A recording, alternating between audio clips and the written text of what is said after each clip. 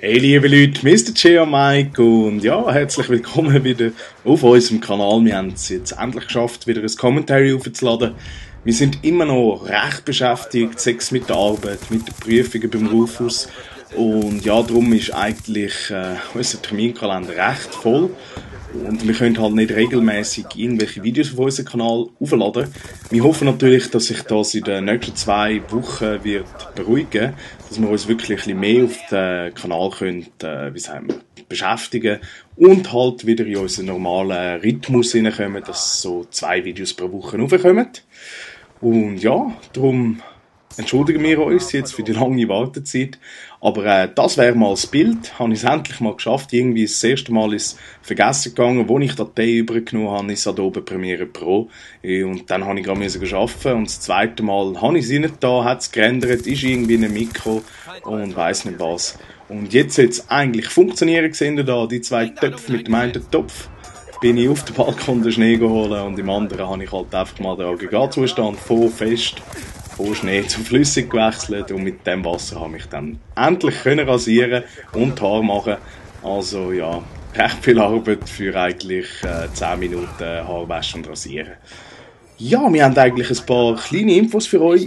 Und zwar gehen wir wieder ins Wallis, auf ins Chalet. Und wir werden 1 Woche weg sein, wenn es mich nicht täuscht. Nächste Woche. Und ja, wir haben es ja schon mal erwähnt, wir haben dort oben kein Internet. Und das Mal wollen wir etwas probieren. Wir sind jetzt schon etwa 6 bis 7 Jahre, gehen wir immer wieder ein paar Mal im Jahr ins Wallis rauf, ins Chalet.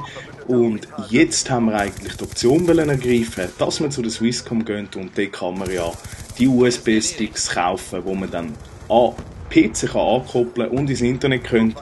Wir hoffen natürlich, dass wir dort oben trotz Höhe halt in den Bergen genug gute Verbindung haben. Wir riskieren es jetzt einfach mal. Und dann gibt es ja natürlich noch die Möglichkeit, dass man via PC, die PS und den USB-Stick natürlich ans Internet kann verbinden kann. Und ja, es gibt ja heutzutage die 4G USB-Sticks, wo man bis zu 100 Megabyte pro Sekunde, Minute, ich weiss es nicht mehr, kann Geschwindigkeit behalten.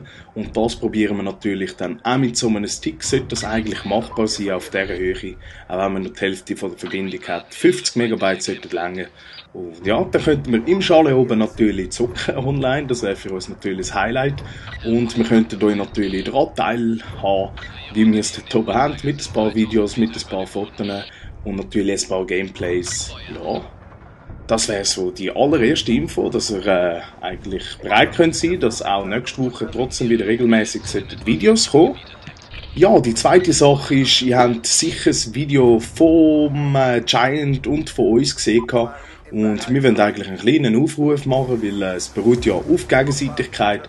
Wenn es andere Leute gibt, die gerne ein Duel machen mit uns, einfach schnell PN schreiben und dann können wir das anschauen über Skype. Und ja, wir müssen halt ein bisschen zusammenheben, aber es hat sich recht entwickelt, muss ich sagen, wo wir im, was ist es? Oktober, glaub's, haben wir da mit der Schweizer Community eigentlich angefangen, Kontakt zu knüpfen, und jetzt ist es wirklich abartig cool, macht wirklich Spass, hauptsächlich vor allem mit der Ground Crew, auch eben das Angebot, mal etwas zu unternehmen ist gekommen, und herzlichen Dank, macht wirklich Spass mit euch. Und ja, eben, meldet euch einfach, wenn ihr ein Tool machen wollt, wir sind eigentlich für alles offen. Ja, das wäre mal die erste Info. Die zweite Info, die wir uns da notiert haben, die wir halt wirklich sehr spannend finden. Es gibt wirklich ganz viele Kommentatoren, YouTubers, die vom Black Ops wieder weggegangen sind und aufs MW3 irgendwie spezialisieren. Tragisch, ich habe jetzt MW3 noch nie reingesteckt, würde mich jetzt wundern, ob jetzt das MW3 in Anführungs- und Schlusszeichen einfacher geworden ist. Und das wirklich nur noch die sind, wo einfach mal ein bisschen zocken, einfach so einmal am Tag oder einmal in der Woche. Und auch MW2 oder die Moab Nukes kennen wir alle genug gut. Die sind jetzt wieder wirklich recht, wie sagt man dem, begehrt worden, dunkt's mir. Das Black Ops 2 ist so langsam, ich weiss nicht, ausgelutscht. Es macht natürlich noch mehr Spass, es macht Spass zuzuschauen, das sicher, aber ich habe jetzt auch nie das Bedürfnis, wirklich jeden Tag zu zocken. Da habe ich beim MW3 habe ich es wirklich anders gehabt. Dort habe ich wirklich eigentlich jeden Tag schnell hinwollen. Ist beim BO2 bei mir jetzt leider nicht mehr so. Ja, wirklich leider, weil es ist an sich ein gutes Game. Und ja, mal schauen, vielleicht haut es mich ja mal wieder zum MW3. Da müsst ihr einfach vielleicht nicht erschrecken, wenn vielleicht mal auf unserem Kanal ein MW3-Gameplay kommt, weil ich halt nicht mehr BO2 zocke. Ja, ist eigentlich an sich noch ganz krass. Wie wir es eigentlich bezeichnet haben, ein Viertel von Black Ops 2 ist weg. Ja, Januar, November, oder? Ist schon mal 3 Monate. Das ist ein Viertel vom Jahr und sobald das neue Call of Duty rauskommt, wird Black Ops 2 vielleicht schnell wieder ins Regal reingestellt. Und für das sind schon recht viele Leute abgesprungen, eben wie gesagt zu MW3 oder MW2. Mal schauen, wie sich das weiterentwickelt.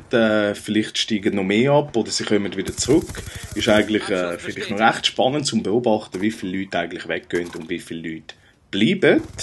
Aber ich denke mal, da muss man sicher noch mal ein Viertel warten. Also ein halbes Jahr muss sicher vorbei sein, dass man wirklich kann sagen, hat sich das BO2 gelohnt, hat sich es nicht gelohnt, je nachdem, wie viel das abspringt. Ja, der Rufus und ich philosophieren immer wieder ein bisschen über das MW3 und das Black Ops 2. Und wir haben uns mal gefragt, versaut oder verbessert YouTube das Game eigentlich? Und da fragen wir uns, was wäre, wenn jetzt zum Beispiel beim MW3 überhaupt, also YouTube, man darf zum Beispiel keine Videos machen über Call of Duty und weiss nicht was. Und jetzt machen wir einfach mal das Beispiel. Das heisst, niemand würde sagen, dass die FMG 9 nur Noobs brauchen oder völlig überpowered sind und weiss nicht was. Die Frage ist, würden dann mehr damit spielen? Würde es verbessern, dass einfach wieder alles frei ist? Oder würde es verschlechtern, weil jeder damit spielt und jeder regt sich auf und weiss nicht was? Und das ist ja nicht nur mit der FMG 9, sondern zum Beispiel mit Noobtube, sechs mit Last Stand, Deathman's Hand und weiss nicht was. Das sind einfach die Beispiele, die sich wirklich mega rauskristallisiert haben bei YouTube, wo eigentlich dazu geführt hat, dass während dem Game von MW3 weniger Akimbos vorgekommen sind. Das ist wirklich so eine Sache, wo man sich fragen kann, wo man auch schauen kann. Aber ja, eigentlich unmöglich, weil wenn niemand mehr so Sachen will posten, dann kommt irgendeiner, was postet und dann ist es wieder mega im Boom, oder? Aber ja, das einfach so nebenbei. Und wir haben nochmal ein Thema, so ein bisschen philosophisch, und zwar haben wir es bezeichnet als Länderzocker. Und zwar geht es einfach um die typischen Klischees, die man erlebt, zum Beispiel bei den Italienern. Gut, ich bin auch zur Hälfte einer.